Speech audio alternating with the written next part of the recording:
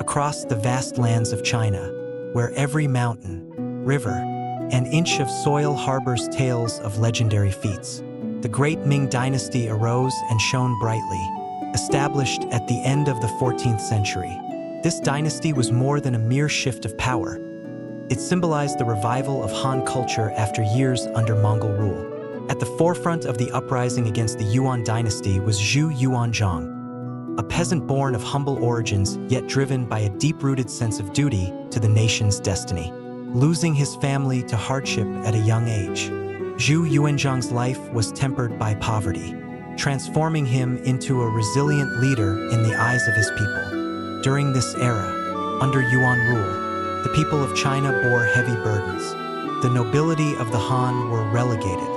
Farmers and laborers were oppressed to exhaustion, and the native culture seemed on the brink of disappearing. Though rebellions flared up across the land, none were strong enough to unite against the powerful Mongol armies.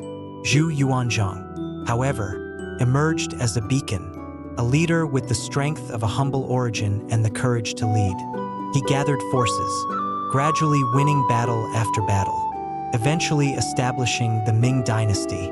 Under his leadership, the Ming Dynasty was like a blazing flame, dispelling the darkness cast by the Yuan and ushering in a new era for the Han people. In establishing the Ming Dynasty, Zhu Yuanzhang chose a governance model that was unprecedented in China's imperial history.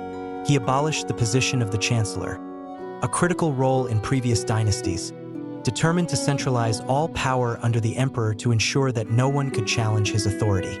This highly centralized system of governance was a double-edged sword. It ensured stability and strict oversight, yet sowed seeds of fear and suspicion among officials and citizens alike. To further tighten his hold, Zhu Yuanzhang established the Jinyi Wei, a shadowy organization wielding absolute power, free to arrest and handle anyone suspected of endangering the emperor. The Jinyi Wei loomed over every aspect of court life, a silent yet omnipresent reminder of the emperor's control. While this policy preserved order, it also fostered a pervasive atmosphere of fear and mistrust among officials, fueling hidden tensions within the court. One of the Ming Dynasty's key legacies to Chinese society was the reinstatement of the imperial examination system, the singular path for scholars.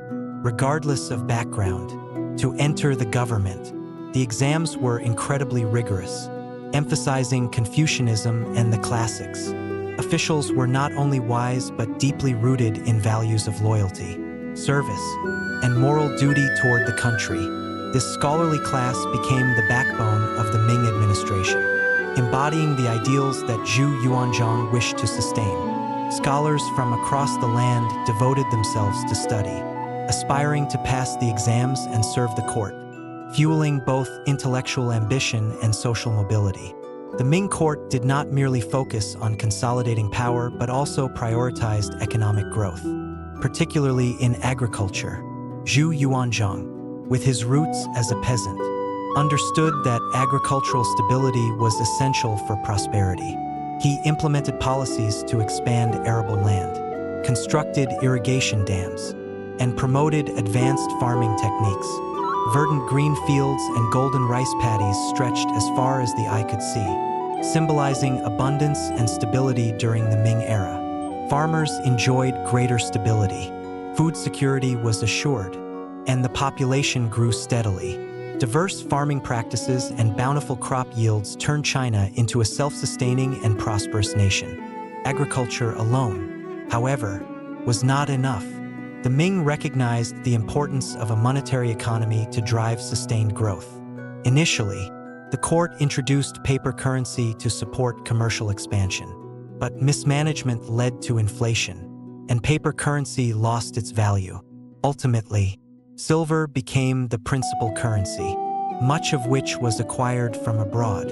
Although the shift to silver brought economic stability, it also made the Ming increasingly dependent on silver imports from Japan, the Americas, and European traders.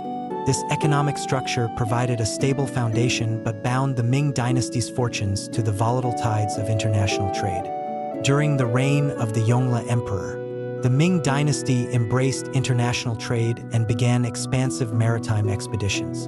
Grand fleets led by Admiral Zheng He set sail, crossing the South China Sea, the Indian Ocean, and even reaching East Africa. These massive ships carried not only goods but the pride of the Ming, proclaiming China's prominence across distant shores. The sight of enormous ships with white sails trailing across the ocean became a symbol of the Ming Dynasty's power and prosperity. Commerce flourished, and neighboring states humbled themselves before the might of this empire. But this era of openness to the world was short-lived. After the Yongle Emperor's death, the court gradually reverted to a policy of isolationism. Shunning trade and cultural exchange, the Ming chose self-seclusion, walling themselves off and rejecting all external influences. This decision led to a gradual decline, as they became increasingly detached from technological and scientific advancements emerging from the West. By isolating themselves, the Ming lost countless opportunities for growth and faced severe difficulties with silver shortages as international trade was cut off. Meanwhile, the Ming Dynasty continued to leave an indelible mark on culture, architecture, and the arts. The Forbidden City in Beijing, with its grand structures, became a symbol of royal authority and elegance. This imperial complex, built with meticulous craftsmanship, was not merely the emperor's residence but the sacred heart of the empire, where grand ceremonies and confidential matters were held.